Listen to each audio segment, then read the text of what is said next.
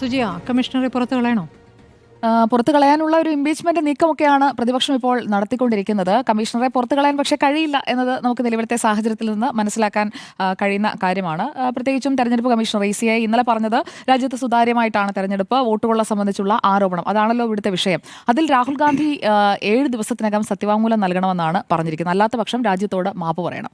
അല്ലെങ്കിൽ തെരഞ്ഞെടുപ്പ് കമ്മീഷന് നടപടിയെടുക്കാൻ കഴിയുന്ന ഒരു സാഹചര്യം അവിടെ നിൽക്കുന്നുണ്ട്. സുപ്രീം കോടതിയിലേക്ക് അത് ചലഞ്ച് ചെയ്ത് പോയാൽ, അല്ലെങ്കിൽ കോടതികളിലേക്ക് പോയി കഴിഞ്ഞാലും തെരഞ്ഞെടുപ്പ് കമ്മീഷൻ കൃത്യമായ സമയം നൽകിയിട്ടുണ്ട് എന്ന ഒരു കാര്യം അവിടെ നിൽക്കും. അതുമായി ബന്ധപ്പെട്ട മറ്റൊരു കോടതി ഉത്തരവിലേക്ക് ഞാൻ വരാം. ഇവിടെ ഈ പാർലമെന്റിലെ ഇരുസഭകളിലും 3/2 ഭൂരിപക്ഷമൊക്കെ കിട്ടി ഇംപീച്ച്മെന്റ് ഒന്നും നടക്കാൻ പോകുന്നില്ല എന്ന് പ്രതിപക്ഷത്തിനും അറിയാം. പക്ഷേ അവർ തങ്ങളുടെ പ്രൊട്ടസ്റ്റ് രേഖപ്പെടുത്തണം. അതിനുവേണ്ടിയാണ് ഇപ്പോൾ ഈ ഒരു നീക്കം നടത്തുന്നതെന്നാണ് ഞാൻ മനസ്സിലാക്കുന്നത്. ഇതിൽ ഇന്നലെ തെരഞ്ഞെടുപ്പ് കമ്മീഷൻ പറഞ്ഞ കാര്യങ്ങളിൽ പ്രധാനപ്പെട്ട ഒന്ന് വോട്ടർ പട്ടിക തയ്യാറാക്കുന്നതുമായി ബന്ധപ്പെട്ടാണ്. ഈ വോട്ടർ പട്ടിക തയ്യാറാക്കുന്ന വേളയിൽ എത്രത്തോളം നമ്മുടെ രാഷ്ട്രീയ പാർട്ടികളുടെ ആക്റ്റീവായിട്ടുള്ള ഇൻവോൾവ്മെന്റ്, വോട്ടർ പട്ടികയുടെ കരട് പട്ടിക വരുമ്പോൾ എത്രത്തോളം ആക്റ്റീവായിട്ടുള്ള ഒരു ഇൻവോൾവ്മെന്റ് ബൂത്ത് തലത്തിൽ ഉണ്ടാകുന്നുണ്ട്. ആ ഒരു ഇൻട്രോസ്പെക്ഷൻ കൂടി നടക്കണം. അല്ലാത്ത പക്ഷം ഒരിക്കലും ഇന്ത്യ മുന്നണിക്ക് അധികാരത്തിലേക്ക് വരാൻ സാധിക്കില്ല. കാരണം ആ ഒരു മൈക്രോ ലെവലിൽ BJP നടത്തുന്ന നീക്കങ്ങൾ അതെങ്ങനെയാണ്, ആളുകളെ ചേർക്കുന്നതിലായാലും അതുപോലെ വോട്ടർ പട്ടിക പരിശോധിക്കുന്നതിലായാലും അത് നടത്തുന്ന നീക്കങ്ങൾ അതേപടി മറുഭാഗത്ത് നടക്കുന്നുണ്ടോ, ആ ഒരു ചോദ്യം ഇവിടെ നിൽക്കുകയാണ്. മഹാദേവപുരം പോലും കരട് വോട്ടർ പട്ടികയിൽ കാര്യമായ പരിശോധന നടത്തിയിട്ടില്ല എന്ന് പറഞ്ഞത് സർക്കാരിലെ തന്നെ സഹകരണ മന്ത്രിയാണ്. ആ സമയത്ത് നമ്മൾ പരിശോധിച്ചില്ലല്ലോ എന്ന് പറഞ്ഞതിനാണ് അയാളെ എടുത്ത് പുറത്തു കളയുന്നത്. പക്ഷേ പുറത്തു കളഞ്ഞാലും അയാൾ പറഞ്ഞ കാര്യം അവിടെ നിൽക്കുകയാണ്. കർണാടകയിൽ വേണ്ട രീതിയിൽ പരിശോധന നടന്നിട്ടില്ല എന്നത് ഒരു വസ്തുതയുമാണ്. കേരളത്തിൽ ആ പരിശോധന നടക്കുകയും ചില സ്ഥലങ്ങളിലൊക്കെ ഞങ്ങൾ മാറ്റി, അല്ലെങ്കിൽ ചില സ്ഥലങ്ങളിലൊക്കെ ഞങ്ങൾ ഇതിനെ ചലഞ്ച് ചെയ്തു എന്ന് കോൺഗ്രസിന്റെ നേതാക്കൾ തൃശ്ശൂരിൽ പറയുന്നതും ആ പ്രതികരണവും നമ്മൾ കേട്ടതാണ്. ഇവിടെ 10.5 ലക്ഷത്തോളം പേർ വോട്ടർ പട്ടിക തയ്യാറാക്കാനായി പ്രവർത്തിക്കുമ്പോൾ അതിൽ ആളുകൾക്ക് പിഴവ് സംഭവിക്കാം. എററുകളുണ്ട്. എറർ ഫ്രീ ആയിട്ടുള്ള ഒരു വോട്ടർ പട്ടിക ഇതുവരെ ജ്ഞാനേഷ് കുമാറിന്റെ കാലത്ത് ആദ്യമായിട്ട് എറർ വന്നതല്ല. അതിന് മുൻപായാലും എല്ലാ കാലങ്ങളിലും വോട്ടർ പട്ടികയിൽ എറേഴ്സ് വന്നുകൊണ്ടേയിരുന്നിട്ടുണ്ട്. അത് കോൺഗ്രസ് ഭരിക്കുന്ന വർഷങ്ങളോളം നീണ്ട ആ ഒരു കാലഘട്ടത്തിലായാലും ഈ പിഴവുകൾ സംഭവിച്ചിട്ടുണ്ട്. പക്ഷേ ഇവിടെ ഈ പിഴവുകൾ ഹൈലൈറ്റ് ചെയ്യുന്നത് അത് BJPക്ക് വേണ്ടി ചെയ്തു, BJPക്കാരനായ തെരഞ്ഞെടുപ്പ് കമ്മീഷണർ ആ ഒരു ആഖ്യാനം കൊണ്ടുവരുന്നതിനോടാണ്. അതിനോട് ഞാൻ യോജിക്കുന്നില്ല. കാരണം എല്ലാ രാഷ്ട്രീയ പാർട്ടികൾക്കും അംഗീകാരം നൽകുന്ന, എല്ലാ രാഷ്ട്രീയ പാർട്ടികളുടെയും പ്രവർത്തനങ്ങൾ സംബന്ധിച്ചുള്ള കാര്യങ്ങൾ നിരീക്ഷിക്കുന്ന അങ്ങനെയുള്ള ഒരു ഓട്ടോണമസ് ആയിട്ടുള്ള പ്രവർത്തനമുള്ള ഒരു ബോഡിയെ അത് BJPയുടെ ബോഡിയാക്കി, അല്ലെങ്കിൽ BJPക്കാരൻ സംസാരിക്കുന്നത് പോലെയാണ് ജ്ഞാനേഷ് കുമാർ സംസാരിക്കുന്നത് എന്ന് പറയുന്നതൊക്കെ രാഷ്ട്രീയ ആരോപണമാണ്. ആ രാഷ്ട്രീയ ആരോപണത്തിനും തെരഞ്ഞെടുപ്പ് കമ്മീഷൻ മറുപടി പറഞ്ഞിട്ടുണ്ട് എന്നാണ് ഞാൻ മനസ്സിലാക്കുന്നത്.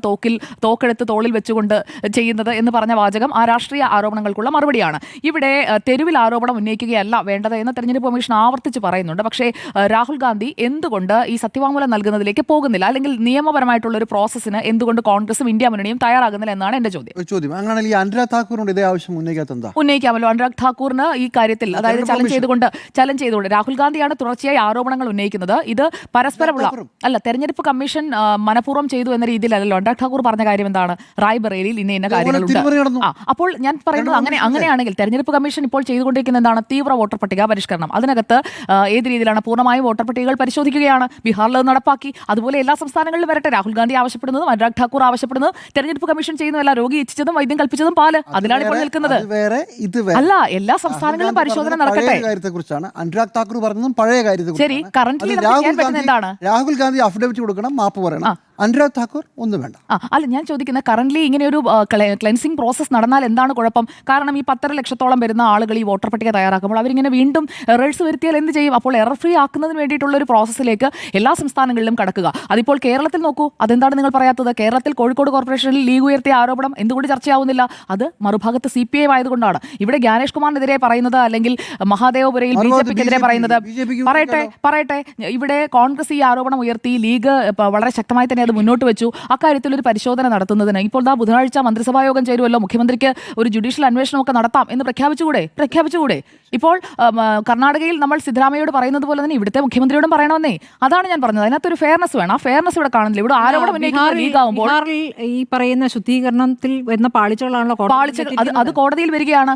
ഞാൻ പറയുന്നത് ഒരു ക്ലെൻസിംഗ് പ്രോസസ് നടക്കുമ്പോൾ അതിൽ ഈ രീതിയിലുള്ള അപാകതകൾ സംഭവിക്കാം. ആ അപാകതകൾ സംഭവിക്കുമ്പോൾ അതിൽ മരിച്ചവർ, അതുപോലെ തന്നെ വോട്ടർ പട്ടികയിൽ നിന്ന് ഒഴിവാക്കപ്പെട്ടവർ, അതിനകത്തൊക്കെയുള്ള ആ പട്ടികയിലെ ക്രമക്കേടുകൾ ഉണ്ടെന്നുണ്ടെങ്കിൽ അതിൽ സുപ്രീം കോടതിയുടെ ഇടപെടൽ ഉണ്ടാവുകയാണ്. ഞാൻ പറയുന്നത് അത്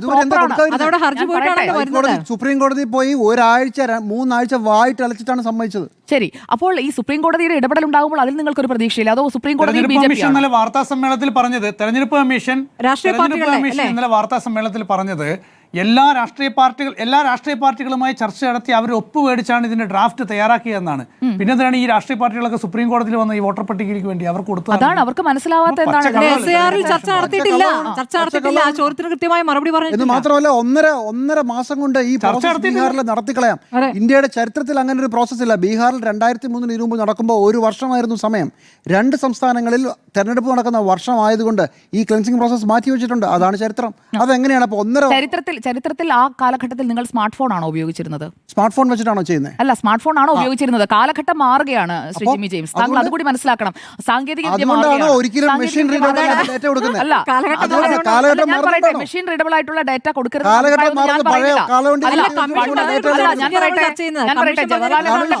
നരേന്ദ്രമോദിയുടെ കാലഘട്ടവും ഇന്ത്യയിൽ നല്ല മാറ്റം വന്നിട്ടുണ്ട്. ഞാൻ പറയട്ടെ, ഞാനതിനെ എതിർത്തോ? നിങ്ങൾ ഇത്രയ്ക്ക് ആക്രോശിക്കാൻ ഞാനതിനെ എതിർത്തോ? ഈ എവിടെ ആരും ആക്രോശിച്ച കാര്യമല്ലേ പറഞ്ഞത്?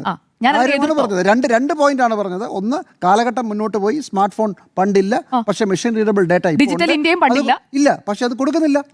ഡിജിറ്റൽ പേയ്മെന്റ്സിന്റെയും ഡിജിറ്റൽ ഇന്ത്യയുടെയും കാലഘട്ടത്തിൽ എല്ലാം ഡിജിറ്റൽ ആവട്ടെ.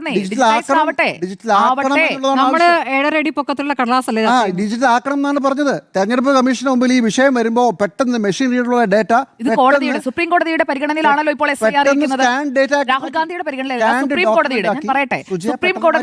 സുപ്രീം കോടതിയുടെ പരിഗണനയിലാണല്ലോ SIR ഇപ്പോൾ ഇരിക്കുന്നത്. അതിൽ ഫൈനൽ കൺക്ലൂഷനിലേക്ക് സുപ്രീം കോടതി എത്തിയിട്ടില്ലല്ലോ. അതോ ഇപ്പോൾ തന്നെ നമ്മൾ ആ ഒരു ഫൈനൽ കൺക്ലൂഷനിലേക്ക് ചോദ്യം? ശരി, അപ്പോൾ കമ്മീഷണറെ പുറത്തു കളയണോ എന്നാണ് നമ്മുടെ ചോദ്യം. അപ്പോൾ തെരഞ്ഞെടുപ്പ് കമ്മീഷണറെ പുറത്തു കളയാനായിട്ടുള്ള കാര്യങ്ങളൊന്നും ഇവിടെ സംഭവിക്കുന്നില്ല. മാത്രമല്ല, തെരഞ്ഞെടുപ്പ് കമ്മീഷനെതിരെ സുപ്രീം കോടതിയിലേക്ക് പോയ അണ്ണാ DMKയുടെ MP എന്താണ് ഇന്ന് സംഭവിച്ചത് അതുകൂടി പറഞ്ഞു പോകാം. സുപ്രീം കോടതിയിലേക്ക് പോയ അണ്ണാ DMKയുടെ MP CV ഷൺമുഖം തെരഞ്ഞെടുപ്പ് കമ്മീഷനെതിരെ ഒരു ആരോപണവുമായി ചെന്നത് എങ്ങനെയാണെന്ന് വെച്ച് കഴിഞ്ഞാൽ, തമിഴ്നാട് സർക്കാരിൻ്റെ ഒരു സ്കീമാണ് Dravida Munnetra Kazhagam versus Thiru CV Shanmugam and others. അതാണ് ഈ ഹർജി, ഞാൻ കോട്ട് ചെയ്യുന്ന ഹർജി അതാണ്. അത് chief justice of India BR ഗവായിയുടെയും ജസ്റ്റിസ് K വിനോദ് ചന്ദ്രയുടെയും, മലയാളിയായ ജസ്റ്റിസ് K വിനോദ് ചന്ദ്രയുടെയും NV അഞ്ചാരിയയുടെയും ബെഞ്ചിലേക്ക് വന്ന ഹർജിയാണ്. അതിനകത്ത് മദ്രാസ് ഹൈക്കോടതിയുടെ ഒരു ഇന്ററിം ഓർഡറിനെ ചലഞ്ച് ചെയ്തുകൊണ്ടാണ് സുപ്രീം കോടതിയിലേക്ക് എത്തിയത്. അവിടെ chief minister MK Stalin, Ungaludan Stalin എന്ന സ്കീം, അതുമായി ബന്ധപ്പെട്ടിട്ടുള്ള ഹർജിയാണ് വന്നിരിക്കുന്നത്. അപ്പോൾ ആ ഹർജിയിൽ കോടതി പറഞ്ഞത് എന്താണ്? തെരഞ്ഞെടുപ്പ് കമ്മീഷനിലേക്ക് election symbols reservation and allotment order 1968 പ്രകാരം ഒരു റെപ്രസെന്റേഷൻ നടത്തുന്നു. ആ റെപ്രസെന്റേഷനിന്മേൽ തെരഞ്ഞെടുപ്പ് കമ്മീഷൻ നടപടി എടുക്കുന്നതിന് മുൻപ് 3 ദിവസം കഴിഞ്ഞപ്പോഴേക്കും നേരെ കോടതിയിലേക്ക് പോവുകയാണ്. ഓർഡർ ഇങ്ങനെയാണ്: not giving even a breathing period to the ECI and making such statements with regard to the commission's failure to act on the representation within a reasonable period. The writ petitioner in our view has also tried to castigate the ECI. തെരഞ്ഞെടുപ്പ് കമ്മീഷനെ കാസ്റ്റിഗേറ്റ് ചെയ്യാൻ ശ്രമിച്ചിരിക്കുന്നു എന്ന് supreme കോടതി ഇന്ന് chief justice അധ്യക്ഷനായ bench പറഞ്ഞ കാര്യമാണ് ഞാൻ ഇവിടെ കോട്ട് ചെയ്യുന്നത്. അപ്പോൾ തെരഞ്ഞെടുപ്പ് കമ്മീഷന് റീസണബിൾ ടൈം കൊടുക്കണം. അതായത് വന്നിരിക്കുന്ന റെപ്രസെന്റേഷൻ ഞാൻ പൂർത്തിയാക്കട്ടെ. തെരഞ്ഞെടുപ്പ് കമ്മീഷൻ ഇഷ്ടം പോലെ സമയം കിട്ടി. 10-12 ദിവസമായി രാഹുൽ ഗാന്ധി ആരോപണം ഉന്നയിച്ചിട്ട്. ഞാൻ സുപ്രീം കോടതിയാണ് കോട്ട് ചെയ്യുന്നത്, ഞാൻ സുപ്രീം കോടതിയാണ് കോട്ട് ചെയ്യുന്നത്. എനിക്ക് പൂർത്തിയാക്കണം. സുപ്രീം കോടതിയാണ് ഞാൻ കോട്ട് ചെയ്യുന്നത്. താങ്കൾ തന്നെയുള്ള ദില്ലിയിലുള്ള സുപ്രീം കോടതിയിൽ താങ്കൾ പറയാത്ത വാർത്തയുമാണ്. അല്ല, പറഞ്ഞോട്ടെ. അതിനകത്ത് തെരഞ്ഞെടുപ്പ് കമ്മീഷനെ കുറിച്ച് പറയുന്നുണ്ട്. ആ ഉത്തരവിലേക്ക് വരാം. ഇതിനകത്ത് രണ്ടും തമ്മിൽ കണക്ട് ചെയ്യുന്ന ചില കാര്യങ്ങളുണ്ട്. അല്ലാതെ ഒരു വൺ സൈഡായിട്ട് നമ്മൾ അങ്ങനെ പോകണ്ടെന്നേ ഇതിനകത്ത് പറഞ്ഞിട്ടുണ്ട്. അതായത് representation before a litigant could allege inaction or approach the High Court. It noted that the petitioner's own pleadings accused the ECI of failure to act despite the fact that his complaint had been filed only days earlier. ഇവിടെ കോടതിയിലേക്ക് പോകാൻ തയ്യാറല്ല. നിയമപരമായ യാതൊരു നീക്കത്തിനും രാഹുൽ ഗാന്ധി തയ്യാറല്ല. ഞാനൊരു വാർത്താ സമ്മേളനം നടത്തും, അതിനെ എൻ്റെ സത്യവാങ്മൂലമായി എടുക്കണം. തെരഞ്ഞെടുപ്പ് കമ്മീഷൻ പറഞ്ഞ രീതിയിലുള്ള ഒരു നടപടിക്രമങ്ങളിലൂടെയും കടന്നു പോകാൻ ഞാൻ തയ്യാറല്ല. കാരണം ഞാൻ ന്യൂമറോ യൂണോ ആണ്. കാരണം ഞാൻ സുപ്രീമാണ്. സുപ്രീം കോർട്ടിനേക്കാൾ സുപ്രീമാണ് ഞാൻ എന്ന് കരുതുന്ന രാഹുൽ ഗാന്ധി തെരഞ്ഞെടുപ്പ് കമ്മീഷനുമായി സഹകരിക്കാൻ തയ്യാറല്ല. അതുകൊണ്ടാണ് കമ്മീഷൻ പറഞ്ഞത്, വോട്ടുകളെ സംബന്ധിച്ച താങ്കളുടെ ആരോപണം ഞങ്ങൾ ഗൗരവത്തിലെടുക്കുന്നു, പക്ഷേ അതിന്മേൽ 7 ദിവസത്തിനകം സത്യവാങ്മൂലം നൽകണം, അല്ലെങ്കിൽ രാജ്യത്തോട് മാപ്പ് പറയണം. അപ്പോൾ ഈ 7 ദിവസം എന്ന് പറയുന്ന time period starting from yesterday, അടുത്ത ശനിയാഴ്ച ആകുമ്പോഴേക്കും ആ 7 ദിവസം കംപ്ലീറ്റ് ആവുകയാണ്. അത് കഴിയുമ്പോൾ തെരഞ്ഞെടുപ്പ് കമ്മീഷൻ കൃത്യമായിട്ട് ആക്ഷൻ എടുക്കാൻ സാധിക്കും. അപ്പോൾ മനസ്സിലാകും കമ്മീഷണറെ പുറത്തു കളയണോ അതോ ആരോപണം ഉന്നയിച്ചയാൾ പുറത്തു നിൽക്കുമോ എന്നുള്ളത്. ഇതാണ് എൻ്റെ ടേക്ക്.